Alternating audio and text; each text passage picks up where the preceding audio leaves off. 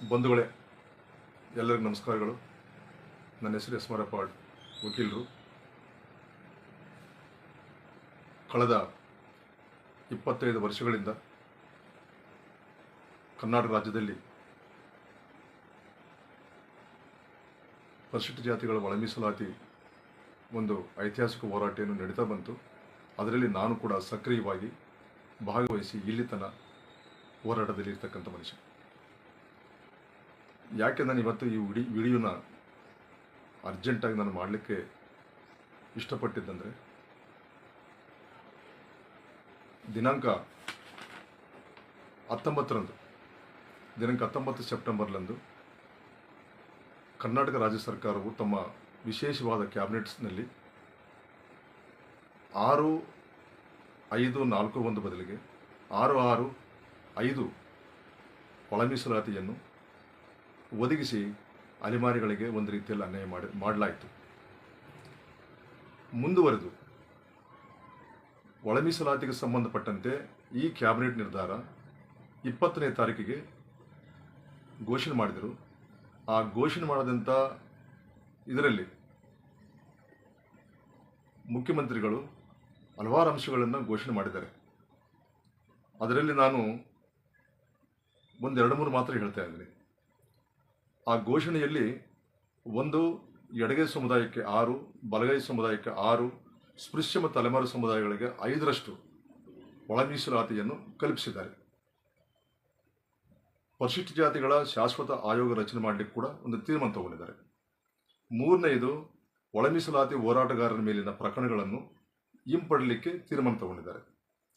ಸರ್ಕಾರ ಈಗ ಕೈಗೊಂಡಿರುವ ತೀರ್ಮಾನದಲ್ಲಿ ಯಾವುದಾದರೂ ಮಾರ್ಪಾಡುವ ಅಗತ್ಯತೆ ಕಂಡು ಬಂದರೆ ಅವುಗಳನ್ನು ಮುಂದಿನ ರಾಷ್ಟ್ರೀಯ ಜನಗಣತಿಯಲ್ಲಿನ ಅಂಕಿಅಂಶಗಳನ್ನು ಆಧರಿಸಿ ಬದಲಾವಣೆಗಳಿಗೆ ಒಳಪಡುವ ಇದಕ್ಕೆ ಷರತ್ತುಬದ್ಧವಾಗಿದೆ ಅಂತ ಹೇಳ್ಕೊಂಡಿದೆ. ಇನ್ನೊಂದು, ದಿನಾಂಕ 25 ಆಗಸ್ಟ್ 2025ರಂದು ಸರ್ಕಾರದ ಒಂದು ಆದೇಶ ಹೊರಡಿಸಿದೆ. ಅದರಲ್ಲಿ ಪ್ಯಾರಾ 2ರಲ್ಲಿ ಬಹಳ ಮುಖ್ಯವಾದಂಥದ್ದು ನೀವು ಗಮನಿಸಬೇಕು. ಸರ್ಕಾರ ನಮ್ಮ ಪರವಾಗಿ ಏನೆಲ್ಲ ಮಾಡಿದೆ ಅಂತ ಹೇಳ್ಕೊಂಡಿದ್ರು ಕೂಡ ನಮ್ಮ ಕಣ್ಣು ತಪ್ಪಿಸಿ ನಾವು ಅದನ್ನು ಗಮನಿಸಿಲ್ಲ ಅಂತನೋ ಏನೋ ಗೊತ್ತಿಲ್ಲ, ಅಥವಾ ಮಾದಿಗರು ಅಷ್ಟು ಹುಷಾರಿಲ್ಲಂತನೋ ಏನೋ, ಒಟ್ಟಿನಲ್ಲಿ ಸೋಷಿಯಲ್ ವೆಲ್ಫೇರ್ ಡಿಪಾರ್ಟ್ಮೆಂಟ್ನಲ್ಲಿರ್ತಕ್ಕಂಥ ಮಿನಿಸ್ಟ್ರು ಮತ್ತು ಅಲ್ಲಿರ್ತಕ್ಕಂಥ ಮೇಲಾಧಿಕಾರಿಗಳು, ಚೀಫ್ ಸೆಕ್ರೆಟರಿಯಿಂದ ಹಿಡ್ಕೊಂಡು ಸಮಾಜ ಕಲ್ಯಾಣದಲ್ಲಿ ಎಲ್ಲರೂ ಕೂಡ ಸೇರಿಸ್ಕೊಂಡು 2ನೇ ಪ್ಯಾರವನ್ನು ಯಾವ ರೀತಿ ಅವರು ಭಾಳ ನಾಜೂಕಾಗಿ ಚಾಕಚಕ್ಕಾಗಿ ನಮಗೆ ಗಮನಕ್ಕೆ ಬರಲಾರದಂಥ ರೀತಿಯಲ್ಲಿ ಆ ಒಂದು 2ನೇ ಪ್ಯಾರವನ್ನು ಸೃಷ್ಟಿ ಮಾಡಿದ್ದಾರೆ. ಅದು ಏನಿದೆ ಅಂತ ನಾನು ಓದ್ತೀನಿ ನಿಮಗೆ.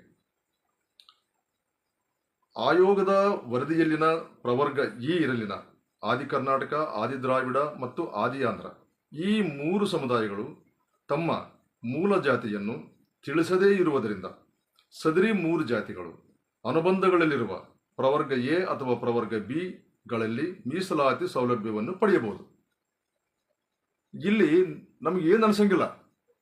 ಇದು ನೋಡಿದ ತಕ್ಷಣನೇ ಪಾಪ ಅವ್ರಿಗೆ ಮೂರು ಜನರಿಗೆ ಯಾವುದೇ ತಮ್ಮ ಸ್ವಂತ ಕ್ಯಾಸ್ಟ್ ಇಲ್ಲ, ಆ ಕಾರಣಕ್ಕಾಗಿ ಅವ್ರಿಗೆ ಎನೆಲ್ಲಾರು ತಗೊಳ್ರಿ ಬಿನೆಲ್ಲಾರು ತಗೊಳ್ರಿ ಅಂತ ಹೇಳಿದ್ದಾರೆ ಅಂತ ನಮ್ಗೆ ಅನಿಸ್ತದೆ. ದಯವಿಟ್ಟು ಬಂಧುಗಳೇ, ಇದರಲ್ಲಿ ನೀವು ಬಹಳ ಸೂಕ್ಷ್ಮವಾದಂಥ ಒಂದು ವಿಷಯನ ಗಮನಿಸಬೇಕು. 3 ಜಾತಿಗಳು ತಮ್ಮ ಹೆಸರನ್ನು, ತಮ್ಮ ಮೂಲ ಜಾತಿಯನ್ನು ಹೇಳ್ಕೊಂಡಿಲ್ಲ ಅಂತಂದ್ರೆ ಮತ್ತೊಂದು ಸಲ ಅವರು ತಮ್ಮ ಮೂಲ ಜಾತಿ ಪ್ರಮಾಣ ಪತ್ರವನ್ನು ಪಡ್ಕೊಂಡು ತಮ್ಮ ಮೂಲ ಜಾತಿಗೆ ಸಂಬಂಧಿಸಿದಂಥ ಪ್ರವರ್ಗ ಎ ಮಾದಿಗರಲ್ಲಿ ಅಥವಾ ಪ್ರವರ್ಗ ಬಿ ಒಲೆಯರಲ್ಲಿ ಅವರು ಪಡೆಯಬಹುದಂತ ಇಷ್ಟು ಹೇಳಿದ್ರೆ ಸಾಕಾಗಿತ್ತಿದು. ಅವರು ಹೇಳಿದ್ದೇನಂತಂದ್ರೆ, ನನಗೆ ತಿಳಿದ ಮಟ್ಟಿಗೆ ಪ್ರವರ್ಗ ಎ ಕಡಿಮೆ ಮೆರಿಟ್ ಇರತಕ್ಕಂಥ ಸಮುದಾಯ ಇದು, ಪ್ರವರ್ಗ ಬಿ ಹೆಚ್ಚಿನ ಮೆರಿಟ್ ಹೊಂದಿರತಕ್ಕಂಥ ಸಮುದಾಯ ಇದು. ಪ್ರವರ್ಗ ಬಿ ನಲ್ಲಿರ್ತಕ್ಕಂಥ ಏಕೆಗಳು, ಏಡಿಗಳು ಅಥವಾ ಆದಿ ಆಂಧ್ರದವರು ಅದೇ ಸರ್ಟಿಫಿಕೇಟ್ಗಳ ಮೇಲೆ ಅವರು ಪ್ರವರ್ಗ ಬಿ ನಲ್ಲಿ ಸ್ಪರ್ಧೆಗೆ ಹೋಗಲ್ಲ. ಅವ್ರು ಏನು ಮಾಡಬಹುದು, ಪ್ರವರ್ಗ ಎ ನಲ್ಲಿರ್ತಕ್ಕಂಥ ಕಡಿಮೆ ಮೆರಿಟ್ ಇರ್ತಕ್ಕಂಥ ಮಂದಿಗೆ ಅಲ್ಲಿ ಅವರು ಏನಾದರೂ AKR ಅಂತ ಅಪ್ಲೈ ಮಾಡಿಕೊಂಡು, ಬಿ ಅಥವಾ ಆದಿ ದ್ರಾವಿಡ ಅಂತ ಅಪ್ಲೈ ಮಾಡಿಕೊಂಡು, ಆದಿ ಆಂಧ್ರ ಅಂತ ಅಪ್ಲೈ ಮಾಡಿಕೊಂಡ್ರೆ ಕಡಿಮೆ ಮೆರಿಟ್ ಇರ್ತಕ್ಕಂಥ ಮಂದಿ ಜೊತೆಗೆ ಕಾಂಪಿಟಿಷನ್ ಮಾಡೋದು ಬಹಳ ಸುಲಭ ಇದೆ.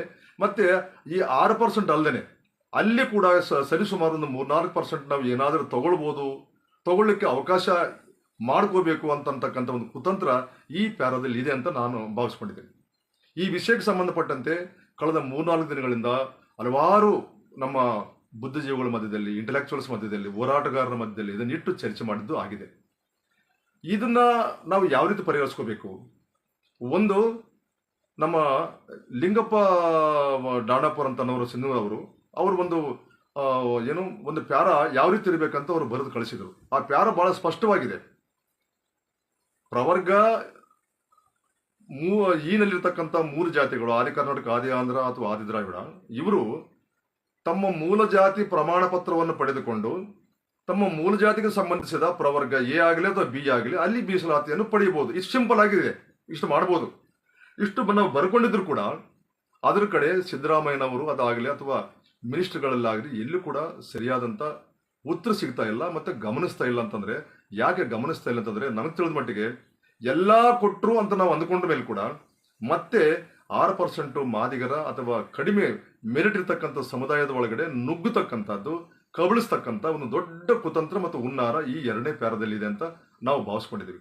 ಈ ಕಾರಣಕ್ಕಾಗಿ ನಾವು ದಿನಾಂಕ 9ರಂದು, ಇದೇ ತಿಂಗಳು 9ರಂದು ರಾಯಚೂರಿನಲ್ಲಿ ಮತ್ತು ಬೇರೆ ಬೇರೆ ಜಿಲ್ಲೆಗಳಲ್ಲೂ ಕೂಡ ಮಾಡ್ತಾರಂತ ನನಗೆ ಬೆಳಗಿನಿಂದ ಕೂಡ ಫೋನ್ಗಳು ಬಂದಿವೆ. ಆಮೇಲೆ ಮರಡಿಪುರ ರವಿಕುಮಾರ್ ಅವರು ಕೂಡ ತಮ್ಮ ವಾಟ್ಸಾಪ್ನಲ್ಲಿ ಒಂದು ಹಾಕೊಂಡಿದ್ದಾರೆ. ಅವರು ಬಹುಶಃ ಅದು ಫೇಸ್ಬುಕ್ನು ಹೋಗಿರ್ಬೋದು ಅಂತ ಅನಿಸ್ತದೆ. DPR ಕೂಡ ಬ್ಲಾಕ್ ಮಾಡಿದ್ದಾರೆ. ಯಾರು? ನಮ್ಮ ಎಸ್ ಸಿ ಮಾದೇವಪ್ಪನವರು, ಮಣಿವಣ್ಣನವರು ಮತ್ತೆ ರಾಕೇಶ್ ಕುಮಾರ್ ಅವರು, ಇವರು 3 ಮಧ್ಯದಲ್ಲಿ DPR ಮತ್ತೆ ಮುಖ್ಯ ಕಾರ್ಯದರ್ಶಿಗಳು ಸರ್ಕಾರ, ಕರ್ನಾಟಕ ಸರ್ಕಾರದವರು ಏನೇ ಬರೆದ್ರು ಕೂಡ ಇಲ್ಲಿಂದ ಅವರು ಏನು ಬರೆದು ಕಳಿಸಲ್ಲ. ಇಲ್ಲಿಂದ ಯಾವುದೇ ಲೆಟರ್ ಹೋಗಲ್ಲ ಸರ್ಕಾರಕ್ಕೆ. ಅವಾಗ ಏನಾಗುತ್ತೆ? ಅದು ಬ್ಲಾಕ್ ಆಗುತ್ತೆ. ಅದು ಈ ಕಾರಣಕ್ಕಾಗಿ ಕಂಪ್ಲೀಟ್ ಸೋಷಿಯಲ್ ವೆಲ್ಫೇರ್ ಡಿಪಾರ್ಟ್ಮೆಂಟ್ನಲ್ಲಿ ಇರತಕ್ಕಂಥ ಮಿನಿಸ್ಟ್ರು ಮತ್ತೆ ಅಧಿಕಾರಿಗಳೇನಿದಾರಲ್ಲ, ಸೋಷಿಯಲ್ ವೆಲ್ಫೇರ್ ಕಂಪ್ಲೀಟ್ ಆಗಿ ಒಂದೇ ಸಮುದಾಯದ ಒಂದು ಕಬ್ಜೆ ಆಗಿಬಿಟ್ಟಿದೆ. ಅದು ಆ ರೀತಿ ಇರೋದು ತಪ್ಪು. ಅದು ಒಂದು ಸಮುದಾಯದ ಮೊನಪರಿ ಆಗುತ್ತೆ, ಒಂದು ಸಮುದಾಯದ ಹಿತಾಸಕ್ತಿ ಆಗುತ್ತೆ, ಒಂದು ಸಮುದಾಯದ ಅವರ ಹಿತಾಸಕ್ತಿಗೆ ಅನುಗುಣವಾಗಿ ನಡೀತಕ್ಕಂಥ ಒಂದು ಡಿಪಾರ್ಟ್ಮೆಂಟ್ ಆಗುತ್ತೆ. ಈ ರೀತಿ ಇರೋದನ್ನ ಬಾಬಾ ಸಾಹೇಬ್ ಅಂಬೇಡ್ಕರ್ ಅವರು ಕೂಡ ಎಂದೂ ಒಪ್ಪಿಲ್ಲ. ಅಂಥದ್ದು ಸರಿಪಡಿಸ್ಬೇಕಂದ್ರೆ ಅಲ್ಲಿರ್ತಕ್ಕಂಥ ಈ ಒಂದು ಮೇಲಿಂದ ಕೆಳಮಟ್ಟದಲ್ಲಿ ಇದೆಲ್ಲ ಎಲ್ಲಾ ಮಂದಿ ಅಲ್ಲಿ ಚೇಂಜ್ ಆಗ್ಬೇಕು. ಅವರು ಒಂದು ವೇಳೆ ಚೇಂಜ್ ಆಗದೆ ಇದ್ರೆ ಒಳ ಮೀಸಲಾತಿ ಜಾರಿ ಆದ ಮೇಲೆ ಕೂಡ ಇಂಥ ಕುತಂತ್ರಗಳು, ಇಂಥ ಮಸಲತ್ತುಗಳು ಮತ್ತೆ ಜಾರಿ ಆಗದಂಗೆ ಹೆಂಗ ನೋಡ್ಕೋಬೇಕಂತ ಅನ್ನೋದು ಕೂಡ ಇದೇ ಸೆಕ್ಷನ್ ನೋಡ್ಲಿಕ್ಕೆ ಸಾಧ್ಯತೆಗಳಿವೆ. ಮತ್ತೆ ಈಗಾಗಲೇ ಅವರು ಅದೇನು ಮಾಡ್ತಾ ಇದ್ದಾರೆ. ಅದಕ್ಕೆ ನಾನು ಪ್ಯಾರಾ 2 ನೀವು ಬಹಳ ಸೂಕ್ಷ್ಮವಾಗಿ ನೋಡಿದ್ರೆ ಇದು ತುಂಬಾ ಪ್ಲಾನ್ಡ್ ಆಗಿ, ಈಗ ನೋಡಿ ನೀವು SCP ಮತ್ತು TSP ನಲ್ಲಿರ್ತಕ್ಕಂಥ ಕೋಆರ್ಡಿನೇಟರ್ ಆಗಿರ್ತಕ್ಕಂಥ ವೆಂಕಟಯ್ಯನವರು ಬಹಳ ಹಳೆ ಮನುಷ್ಯ. 10 ವರ್ಷಗಳಲ್ಲಿ ಅಲ್ಲೇ ಇದ್ದಾರೆ. ಅವರು ಚೇಂಜ್ ಆಗಿಲ್ಲ. ಅಲ್ಲಿ ಅವರು ರೆಡಿ ಮಾಡಿ ಕೊಟ್ಟಿರ್ತಕ್ಕಂಥ ಒಂದು ಪ್ಯಾರ ಇದು. ತುಂಬಾ ಅವರಿಗೆ ಏನಾದ್ರೂ ಮಾಡಿ ನಾವು 6 ಅಲ್ಲ, ನಾವು 10ನೇ ತಗೊಳ್ಳೋದು ಅಥವಾ 12 ತಗೊಳ್ಳೋದಂತ ಇದ್ದಾರೆ. ಅವ್ರು ಒಂದ್ ವೇಳೆ ಆ ರೀತಿ ಇದ್ರೆ ಅದು ಅವ್ರ ಇಷ್ಟ. ಪಾಪ ನಾವು ಯಾವಾಗಲೂ ಕೂಡ ಹೆಚ್ಚಿಗಿರಬೇಕು, ನಿಮಗಿಂತ ಹೆಚ್ಚಿಗಿರಬೇಕು, ನಿಮಗಿಂತ ಹೆಚ್ಚು ಪಡಿಬೇಕಂತ ಅನ್ನೋದಿದ್ರೆ ಕಾನೂನು ಒಳಗಡೆ ಅದಕ್ಕೆ ಅವಕಾಶಗಳು ನಾವು ಇರ್ಲಾರ್ದಂಗೆ ಮಾಡಬೇಕು. ಈ ಕಾರಣಕ್ಕಾಗಿ ನಾವು ಸೋಷಿಯಲ್ ವೆಲ್ಫೇರ್ ಡಿಪಾರ್ಟ್ಮೆಂಟ್ ಇರ್ತಕ್ಕಂಥ ಎಚ್ ಸಿ ಮಾದೇವಪ್ಪನ ಇಮಿಡಿಯೇಟ್ ಆಗಿ ಈ ಖಾತೆಯಿಂದ ತೆಗಿಬೇಕು, ಬೇರೆ ಖಾತೆಗೆ ಕಳಿಸಬೇಕು. ಆ ಜಾಗದಲ್ಲಿ ಬೇರೆ ಸಮುದಾಯದವರು ಬರಬೇಕು. ಆ ಜಾಗಕ್ಕೆ ಸೋಷಿಯಲ್ ವೆಲ್ಫೇರ್ ನಮ್ಮ ಖಾತೆಗೆ, ಸಚಿವ ಸ್ಥಾನಕ್ಕೆ. ಮತ್ತೆ ಮಣಿವಣ್ಣನವರು ಈಗಾಗಲೇ 4-5 ವರ್ಷ ಆಗಿದೆ. ಮತ್ತೆ ಮಣಿವಣ್ಣನವರು, ರಾಕೇಶ್ ಕುಮಾರ್ ಅವರು, ಇವರು ಇಬ್ಬರು ಇರೋವರೆಗೆ ಸೋಷಿಯಲ್ ವೆಲ್ಫೇರ್ ಡಿಪಾರ್ಟ್ಮೆಂಟ್ನಲ್ಲಿ ಈ ಒಳ ಮೀಸಲಾತಿಗೆ ಸಂಬಂಧಪಟ್ಟಂತೆ ಫೇವರೇಬಲ್ ಆದಂಥ ಆರ್ಡರ್ಗಳು ಬರೋದು ಅಷ್ಟು ಈಜಿ ಇಲ್ಲ ನಮಗೆ. ಪ್ರತಿಯೊಂದಕ್ಕೂ ನಾವು ಗುದ್ದಾಡಬೇಕು. ಎಷ್ಟಂತ ನೀವು ಗುದ್ದಾಡಕ್ಕೆ ಸಾಧ್ಯ ಇದೆ? ಎಲ್ಲರೂ ಒಂದು ಕಡೆ ಸ್ವಲ್ಪ ಮಿಸ್ ಆದರೆ ಸಾಕು, ನಮ್ಗೆ ಅಪಾಯಗಳು ತುಂಬ ಇವೆ. ಈ ಅಪಾಯಕಾರಿಯಾದಂಥ ಈ ಡಿಪಾರ್ಟ್ಮೆಂಟ್ನಲ್ಲಿ ಇವರು ಇರೋದು ಸೂಕ್ತ ಅಲ್ಲ. ಮತ್ತೆ ಇದು ಬೇರೆ ಸಮುದಾಯಗಳಿಗೆ ತದ್ವಿರುದ್ಧವಾದಂಥ ಹಿತಾಸಕ್ತಿಗಳು ಹೊಂದಿರತಕ್ಕಂಥ ಒಂದು ಅವರು ಇರೋದ್ರಿಂದ ಸ್ವಂತ ಒಂದೇ ಒಂದು ಸಮುದಾಯಕ್ಕೆ ಅವ್ರ ಹಿತಾಸಕ್ತಿಗೆ ಸಂಬಂಧಪಟ್ಟಂತ ಮಂದಿನೇ ಆಗಿರೋದ್ರಿಂದ ಆ ಕಾರಣಕ್ಕಾಗಿ ಅವ್ರನ್ನ ಇಮಿಡಿಯೇಟ್ ಆಗಿ ಅವ್ರನ್ನೆಲ್ಲರನ್ನೂ ವರ್ಗಾವಣೆ ಮಾಡಬೇಕು. ಮತ್ತೆ ಎಚ್ ಸಿ ಮಾದೇವಪ್ಪ ಅವರು ಕೂಡ ಇಮಿಡಿಯೇಟ್ ಆಗಿ ಬೇರೆ ಕಡೆ ಅವ್ರನ್ನ ಬೇರೆ ಸಚಿವ ಸ್ಥಾನವನ್ನು ಅವ್ರು ಕೊಟ್ಟು ಅವ್ರು ಕಳಿಸಬಹುದು. ಇದನ್ನ ನಾವು ಸಿದ್ದರಾಮಯ್ಯನವ್ರ ಹತ್ರ ಅವ್ರ ಗಮನಕ್ಕೆ ತರ್ತಾ ಇದ್ದೀವಿ ಮತ್ತೆ ರಿಕ್ವೆಸ್ಟ್ ಮಾಡ್ತಾ ಇದ್ದೀವಿ.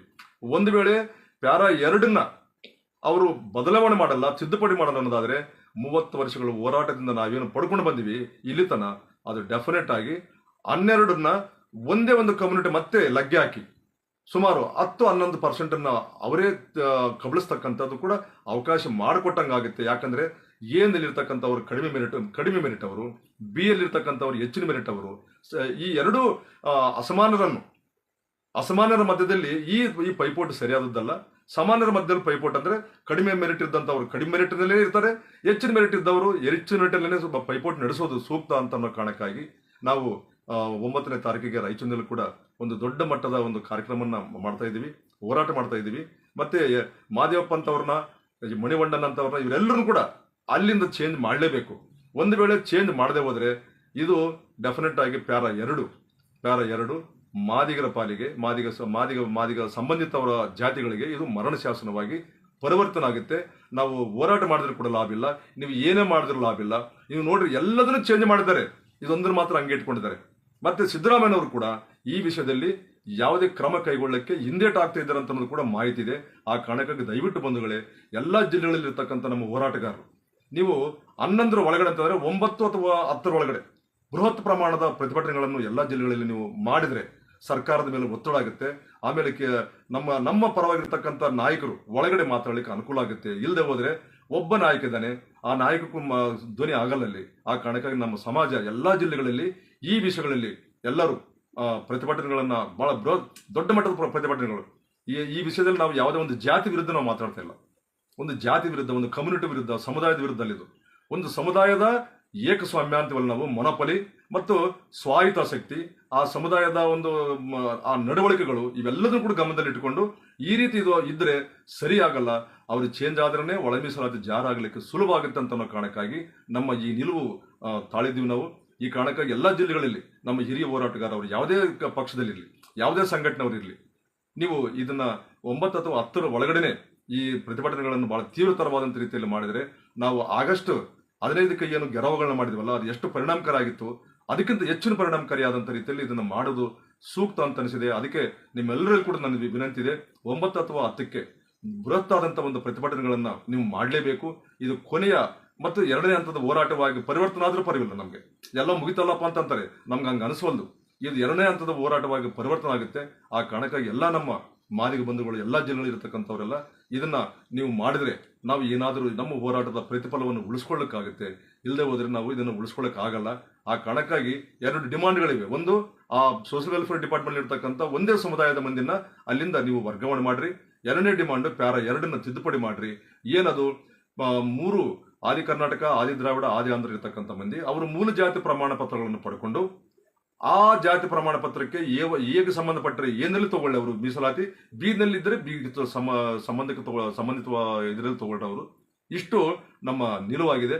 ಜೊತೆಗೆ ಇಮಿಡಿಯೇಟ್ ಕಂದಾಯ ಇಲಾಖೆಯವರು ಕೂಡ ಹಿಂದಕ್ಕಿರ್ತಕ್ಕಂಥ ಏಕೆ ಎಡಿ ಮತ್ತು ಆದಾಂಧ್ರ ಸರ್ಟಿಫಿಕೇಟ್ಗಳಿದ್ದವರಿಗೆ ಕೂಡಲೇ ಜಾತಿ ಪ್ರಮಾಣ ಪತ್ರವನ್ನು ಇಶ್ಯೂ ಮಾಡಿದ್ರೆ ಒಂದು 15 ದಿವಸದಲ್ಲಿ ಮುಗಿತದೆ. ಈ ಪ್ರೊಸೆಷನ್ ದೊಡ್ಡ ವಿಷಯ ಇದು.